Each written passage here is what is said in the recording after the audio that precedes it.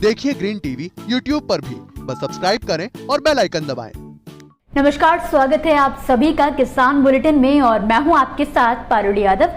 चलिए नजर डालते हैं किसान बुलेटिन में आज की बड़ी हेडलाइंस पर। विकसित की गई करेमुआ साग की नई किस्म एक बार लगाने पर सालों साल मुनाफा कमा सकते हैं किसान।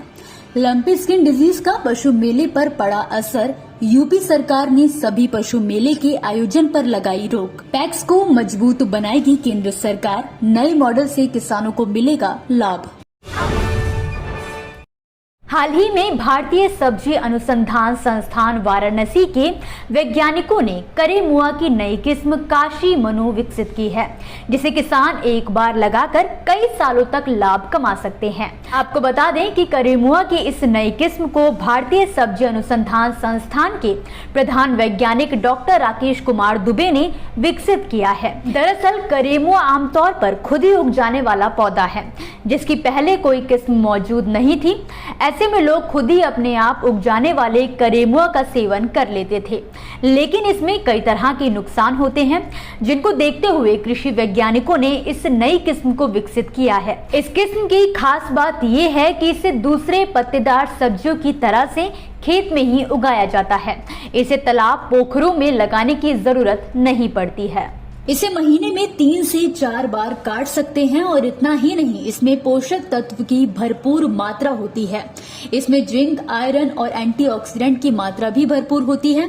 एक खबर की माने तो मध्य प्रदेश, राजस्थान, गुजरात, पंजाब, बिहार, झारखंड और उत्तर प्रदेश के वाराणसी, मिर्जापुर, सोनभद्र, चंदौली, गाजीपुर, मऊ, जौनपुर, अयोध्या, बांदा, कुशीनगर जैसे कई जिलों में किसानों को काशी मनु के बीज दिए गए और इसके अच्छे परिणाम भी पाए गए हैं।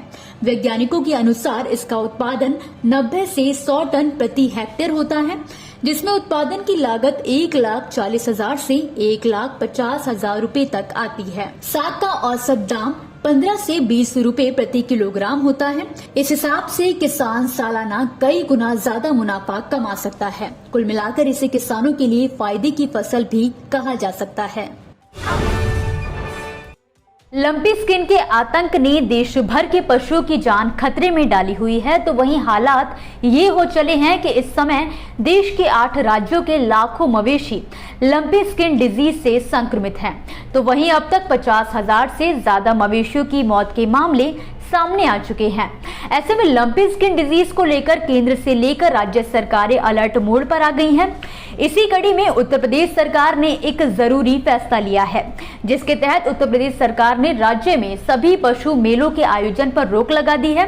मुख्यमंत्री योगी आदित्यनाथ ने इस संबंध में आदेश भी जारी कर दिए हैं। इस आदेश के तहत लंपी स्किन डिजीज से मवेशियों को बचाने के संदर्भ में यूपी सरकार ने पशु मेलों के आयोजन पर रोक लगाई है।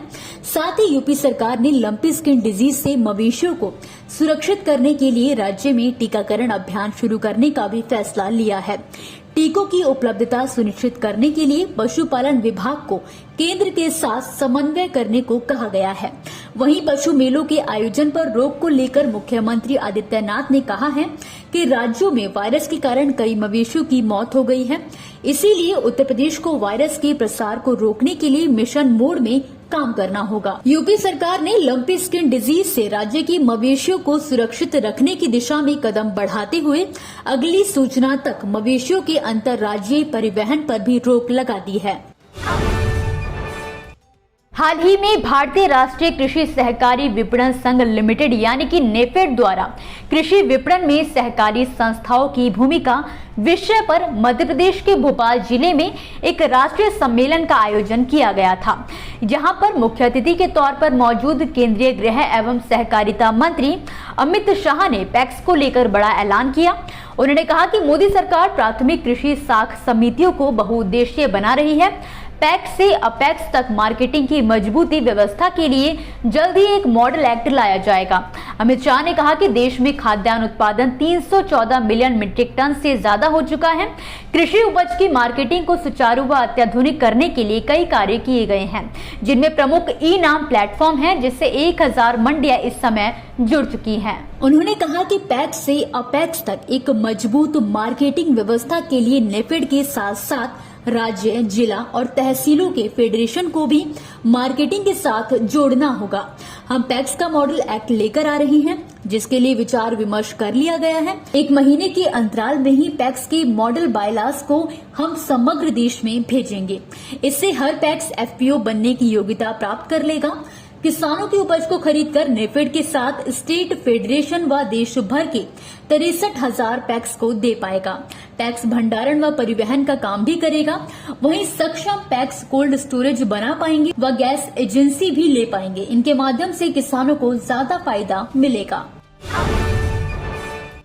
दोस्तों, ये थी वो खबरें जिन्हें हमने आप तक विस्तार से पहुंचाया, लेकिन अब हम बात करेंगे कुछ ऐसी खबरों की जिनके बारे में भी आपके पास जानकारी होना जरूरी है।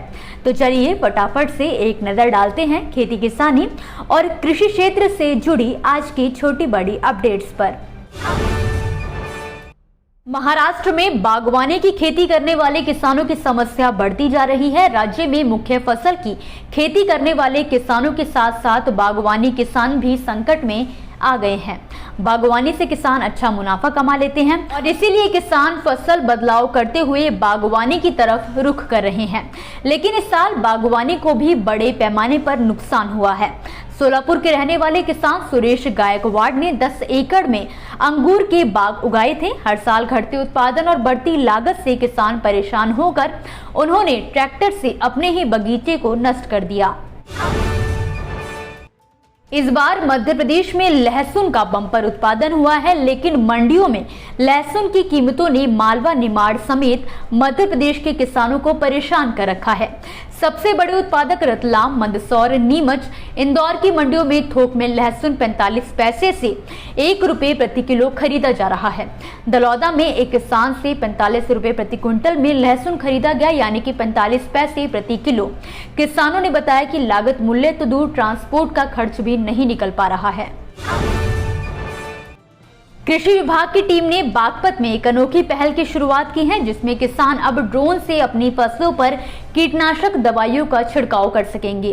कृषि विभाग की टीम ने साकरोद गांव में किसानों को ड्रोन द्वारा स्प्रे करने की जानकारी दी। जानकारी के अनुसार सरकार की तरफ से चलाई जा रही योजना सराहनीय है। किसान इस योजना में बढ़ चढ़कर हिस्सा लेंगे। किसानों ने ड्रोन से स्प्रे कराने के लिए अपना रजिस्ट्रेशन कराना भी शुरू कर दिया है और जल्द ही ये व्यवस्था प्रत्येक गांव में शुरू की जाएगी। Agri business company Godrej Agrovet ने पाम तेल की खेती को बढ़ावा देने के लिए असम, मणिपुर और त्रिपुरा सरकार के साथ समझौता किया है। कंपनी ने पूर्वोत्तर के इन 3 राज्यों में पाम तेल के डेवलपमेंट और प्रमोशन के लिए राष्ट्रीय खाद्य तेल ऑयल पाम मिशन के तहत समझौता ज्ञापन पर हस्ताक्षर किए हैं। समझौते के अनुसार कंपनी को क्षेत्र में पाम तेल की खेती के डेवलपमेंट और प्रमोशन के लिए इन तीनों राज्यों में भूमि आवंटित की जाएगी। गुजरात सरकार की ओर से युवाओं को प्रोत्साहित करने के लिए गुजरात सेंट्रल यूनिवर्सिटी में भविष्य के कृषि उद्यमी पर एक कार्यशाला का आयोजन किया गया। इस कार्यशाला का एकमात्र उद्देश्य छात्रों को कृषि क्षेत्र में उद्यमी बनाना है। आपको बता दें कि गुजरात सेंट्रल यूनिवर्सिटी के वाइस चांसलर हिमांशु पांडे ने छात्रों को संबोधित करते हुए कहा है कि इस पहल के माध्यम से राज्य सरकार के सहयोग से हम छात्रों को सफेदपोश नौकरियों की तलाश के बजाय कृषि को अपने मुख्य पेशे के रूप में अपनाने के लिए प्रेरित करना चाहते हैं। इसी के साथ आज के किसान बुलेटिन की बड़ी खबरों में फिलहाल के लिए बस इतना ही। आप मुझे दीजिए इजाजत और देखते रहिए ग्रीन टीवी। नमस्कार। देखिए ग्रीन टीवी YouTube पर भी, बस सब्सक्राइब करें और बेल आइकन दबाएं।